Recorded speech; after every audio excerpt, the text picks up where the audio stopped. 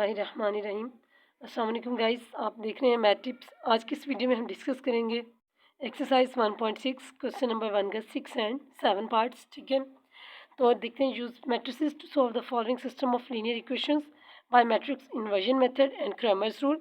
Like usual जिस तरह से हम लोगों ने लास्ट 5 पार्ट्स किए हैं, उसी तरह से इस क्वेश्चन को भी सॉल्व करना है कि 4x + y = 9 -3x - y = -5। ये क्वेश्चन नंबर 6 की हमें इक्वेशंस गिवन है।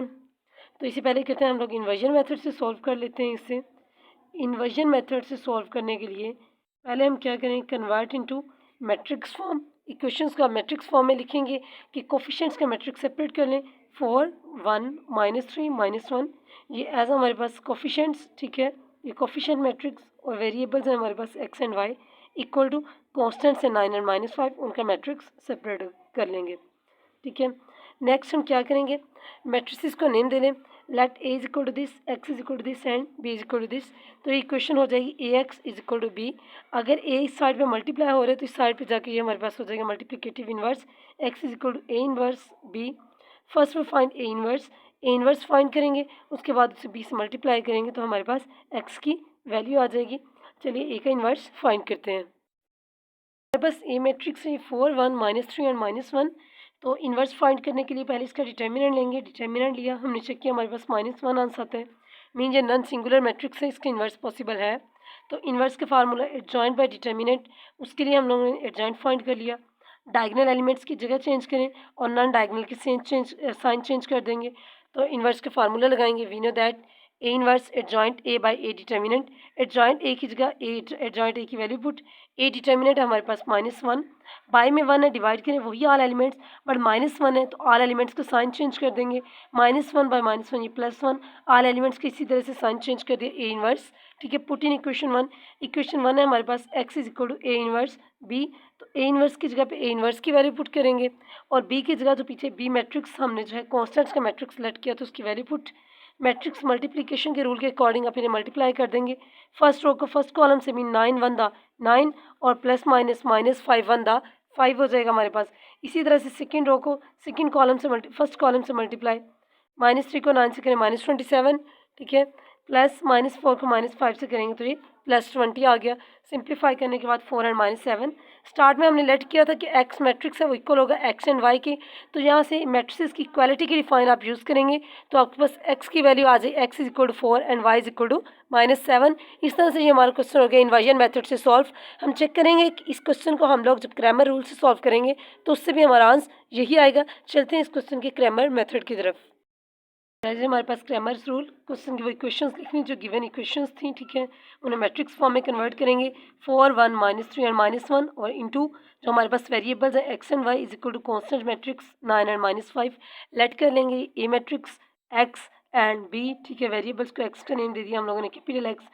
तो क्रैमर रूल के लिए हमें ax एंड ay चाहिए। जैसे कि आपको लास्ट वीडियो में बताया था, उस वीडियो का जो लिंक है वो मैं डिस्क्रिप्शन में शेयर कर दूंगी आपसे, जिसमें ये डिटेल्ड डिस्कस हुए हैं ये क्वेश्चन हमारे पास इन्वर्जन मेथड से और क्रैमर रूल से।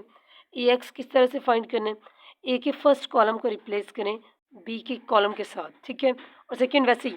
और ए वाई किस तरह से फाइंड करने, ए के सेकंड कॉलम को रिप्लेस करें बी के साथ और फर्स्ट जो है वो वैसे ही आ जाएगा। देन नेक्स्ट आपको फार्मूला याद करना है, x = ax का डिटर्मिनेंट बाय a का डिटर्मिनेंट और y = ay का डिटर्मिनेंट बाय a का डिटर्मिनेंट।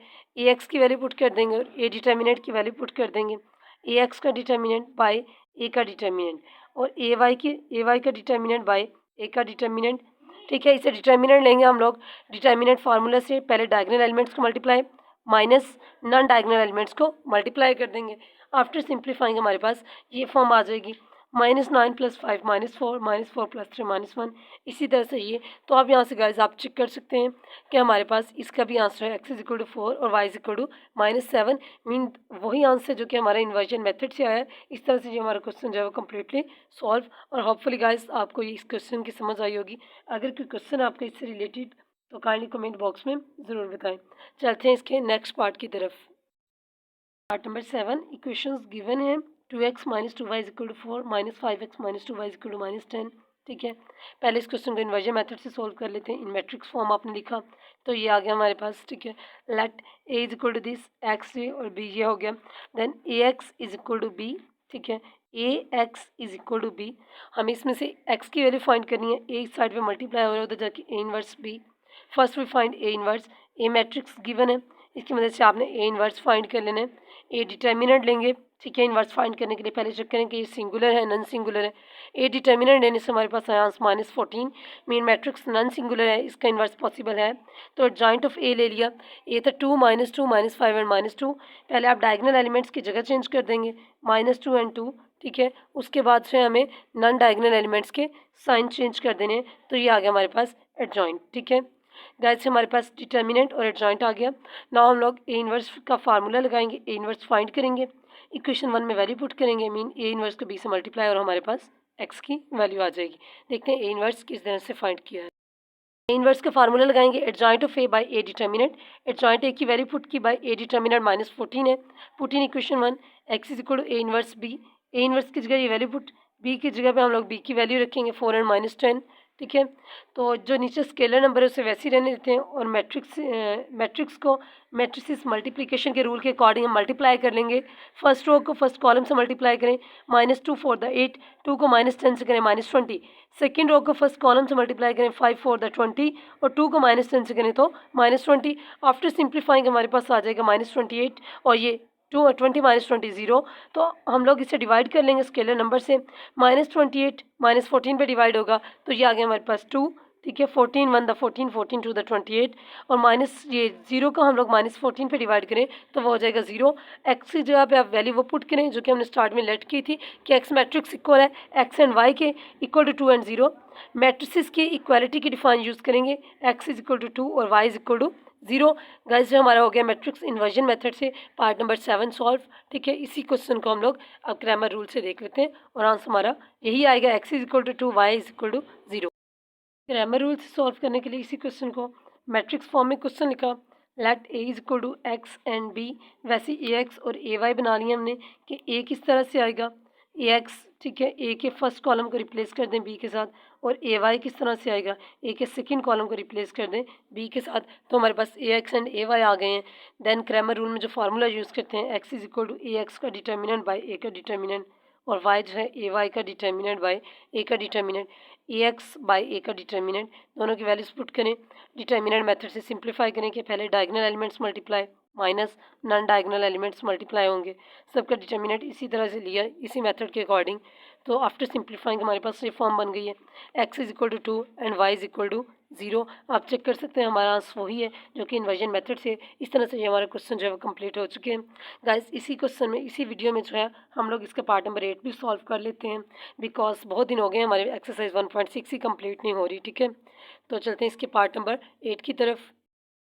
गाइस पार्ट नंबर 8 है हमारे पास, 3x - 4y is equal to 4, x + 2y is equal to 8, ठीक है।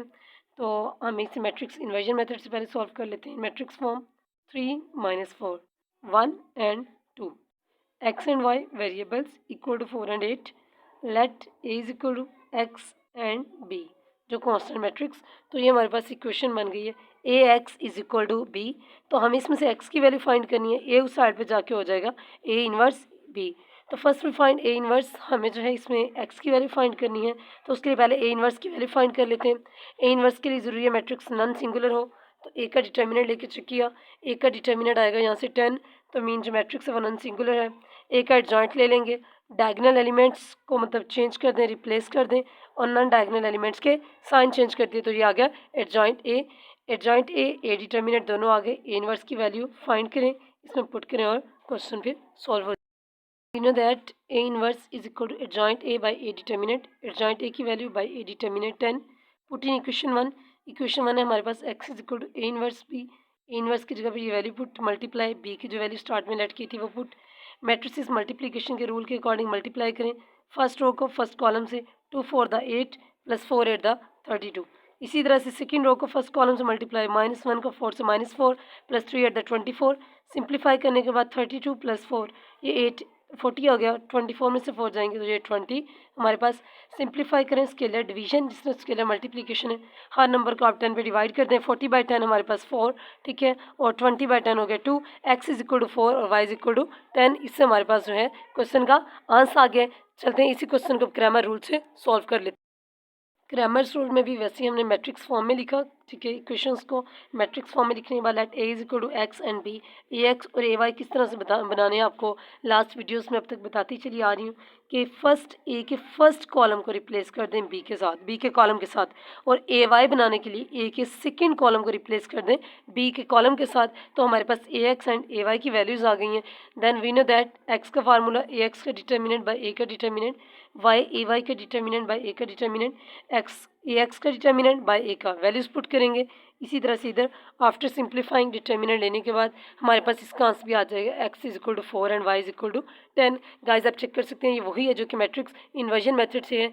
इस वीडियो में हमने डिस्कस किए क्वेश्चन नंबर 1 का part number 6, 7 and 8। Hopefully guys आपको ये समझ आए होंगे। तो आई ट्राई माई बेस्ट कि मैं आपको डिस्क्रिप्शन में नेक्स्ट टाइम जो है जो क्वेश्चन सॉल्व करते हैं मैं इनकी पीडीएफ भी आपको प्रोवाइड कर सकूं।